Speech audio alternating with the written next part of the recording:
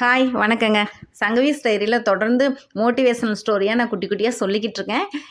எங்கள் சேனலுக்கு சப்போர்ட் பண்ணுங்கள், சப்ஸ்கிரைப் பண்ணுங்கள். ஓகேங்களா? இன்றைக்கி ஒரு கதை பார்க்கலாமா? நம்ம ஒரு ஆற்றங்கரையில் ஒரு முனிவர் வந்து உட்கார்ந்துருந்தாருங்களாமா.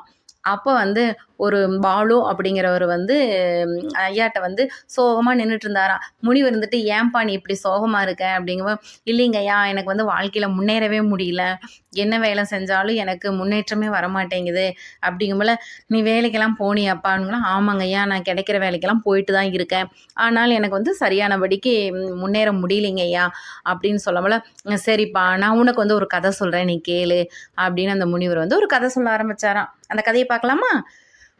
ஒரு ஒரு காடு மாதிரி இருந்த இடத்துல வந்து 3 பேர் வந்து பாறையை வந்து சம்மட்டியால் அடித்து உடச்சிக்கிட்டு இருந்தாங்களாம் 3 பேர். அந்த வழியாக வந்து ஒரு பெரிய மனிதர் நடந்து வந்துக்கிட்டு இருந்தாராம். நடந்து வந்துட்டு இருந்தவர் என்ன பண்ணார், சரி இந்த 3 பேர் எதுக்காக உடச்சிக்கிட்டு இருக்காங்க, சரி நம்ம கேட்டு பார்ப்போம் அப்படின்னு சொல்லிப்பட்டு முதல் மனிதர்கள்ட்ட போய், தம்பி எதுக்காகப்பா அந்த பாறையை உடைக்கிறீங்க அப்படின்னு கேட்கவும், எதுக்கு உடைக்கிறாங்க, எனக்கு நான் ஆசை அந்த பாறையை உடைக்கிறதுக்கு, உடைக்கிறேன் அப்படிங்கிற மாதிரி சலிச்சுக்கிட்டு சொன்னாராம். ஐயோ இது என்னது, முதல் மனிதர்கிட்ட கேட்டதையுமே இப்படி சொல்கிறாரு, நம்ம 2வது மனிதர்கிட்ட கேட்கலாமா வேண்டாமா யோசனை பண்ணிவிட்டு சரின்னு சொல்லிப்பட்டு, ஏப்பா பாறையை உடைக்கிறீங்க அப்படின்னு இந்த பெரிய மனிதர் கேட்டிருக்காரு. அதுக்கு 2வது மனிதர் சொன்னார், எனக்கு என்ன ஆசையா அந்த பாறையை உடைக்கிறதுக்கு, குடும்பத்துக்காக உழைக்கிறேன் நான், இதை உடைச்சாதான் காசு கிடைக்கும், காசு கிடைச்சாதான் வீட்டுக்கு சாப்பாடு செய்யறதுக்கு உதவும், அதனால தான் உடைக்கிறேன் அப்படின்னு ரொம்ப சலிச்சுட்டு சொன்னாராம். அப்போ இவர் இருந்துட்டு என்ன வர, அடடா என்ன இவரும் இப்படி இப்போ சொல்கிறாரு, சரி 3வது மனிதர்கிட்ட நம்ம கேட்கலாமா என்ன அப்படின்னு யோசனை பண்ணிட்டு போய், தம்பி எதுக்காகப்பா பாறையை உடைக்கிறீங்கன்னு கேட்கவும், அந்த 3வது மனிதர் இவரை பார்த்ததையுமே ஒரு புன்வருவல் பூத்துட்டு சொன்னாரா, ஐயா பக்கத்தில் ஒரு சத்திரம் வருதுங்க ஐயா, அந்த சத்திரத்துக்கு வந்து இந்த கற்கள் எல்லாம் உதவியாக இருக்கும், அதுக்காக தாங்க ஐயா நாங்கள் உடைச்சிட்ருக்கோம், எங்களுக்கு அதுக்கு உண்டான ஊதியம் கொடுப்பாங்க ஐயா அப்படின்னு சொல்லி சொல்கிறாரு. அப்படியாப்பா, ஆமாங்க ஐயா, பக்கத்தில் சத்திரம் வந்துச்சுன்னா இந்த வழியாக நடந்து போகிறவங்கெல்லாம் இளைப்பாறருக்கு உதவியாக இருக்கும், இனி ஒன்றும் பார்த்திங்கன்னா விசேஷங்கள் அந்த மாதிரியெல்லாம் குறைந்த செலவில் நடத்துறதுக்கு மக்களுக்கு பெரும் உதவியாக இருக்குங்கய்யா அப்படின்னு சொல்லி சொல்லவும், அந்த பெரிய மனிதன் வந்துட்டு, அப்படியாப்பா இவராவது நல்லா பதில் சொன்னாரே அப்படின்னு மகிழ்ச்சி இழந்துட்டு, தம்பி உனக்கு பக்கத்து ஊரில் இருக்கிற ஜமீன்தாரை தெரியுமா அப்படின்னு கேட்குறாரு. உடனே அந்த மனிதர், இல்லைங்க ஐயா எனக்கு தெரியாதுங்க, உங்களோ அந்த ஜமீன்தாரை நான் தான்ப்பா, நீ வந்து இந்த வேலையை முடிச்சுட்டு என்னை வந்து பாரு, நான் வந்து நிறைய காடு இருக்குது எனக்கு, அப்புறம் கட்டடம் கட்டுற தொழிலெல்லாம் நடந்துட்டுருக்குப்பா, அங்கே வந்து உனக்கு ஒரு வேலை போட்டு கொடுக்குறேன், நீ வந்து தொடர்ந்து எங்கிட்ட வேலை செய்யலாம் அப்படிங்கவும் இவர் வந்து ரொம்ப மகிழ்ச்சி அடைஞ்சாராமா.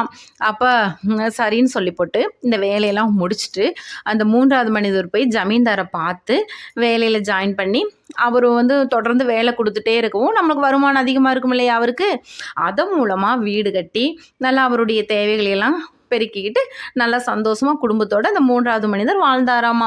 இந்த கதையை வந்து அந்த முனிவர் வந்து பாலுகிட்ட சொல்லி முடிச்சுட்டு, பாலு இப்போ இதிலிருந்து உங்களுக்கு என்ன தெரியுது அப்படிங்கும் போல, புரிஞ்சுதுங்க ஐயா, நீங்கள் என்ன சொல்ல வரீங்கன்னு தெரிஞ்சுது, முதல் மனிதர் வந்து ஈடுபாடு இல்லாமல் பதில் சொன்னார், 2வது மனிதரும் வந்து ஈடுபாடு இல்லாமல் பதில் சொன்னார், 3வது மனிதர் தான் அவர் செய்கிற வேலையை நேசித்து மற்றவங்களுக்கு உதவியாக இருக்கானும் எக்ஸ்பிளைன் பண்ணி சொன்னார், அதனால் வந்து அவருக்கு உண்டான அங்கீகாரம் பெரிய அளவில் கிடச்சிச்சு, அவர் நல்லா வாழ்ந்தார் அப்படின்னு இந்த பாலு சொல்லம்போல, ஆமாப்பா இதன் மூலமாக வந்து நீ தெரிஞ்சுக்கிட்ட விஷயம் நல்ல விஷயம், இதன் மூலமாக நீயும் வந்து நீ செய்கிற தொழிலை வந்து நேசித்து நீ நல்ல முழு ஈடுபாடோடு செஞ்சின்னா வாழ்க்கையில் ரொம்ப முன்னேறலாம்ப்பா அப்படின்னு சொல்லி முனிவர் சொல்கிறாரு.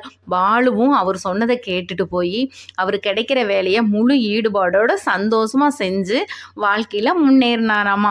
அது மூலமாக உங்களுக்கு என்ன தெரியுது, நம்மளும் நம்மளுக்கு இருக்கிற வேலை எந்த வேலையாக இருந்தாலும் சரிங்க, ஒரு மளிகை கடை வேலையாக இருந்தாலும் சரி, காட்டு வேலையாக இருந்தாலும் சரி, எந்த வேலை நம்ம செஞ்சாலும் அதில் நம்ம முழு ஈடுபாடு ப்ளஸ் மகிழ்ச்சியுடன் செஞ்சோம்னா வாழ்க்கையில் முன்னேறலாங்க.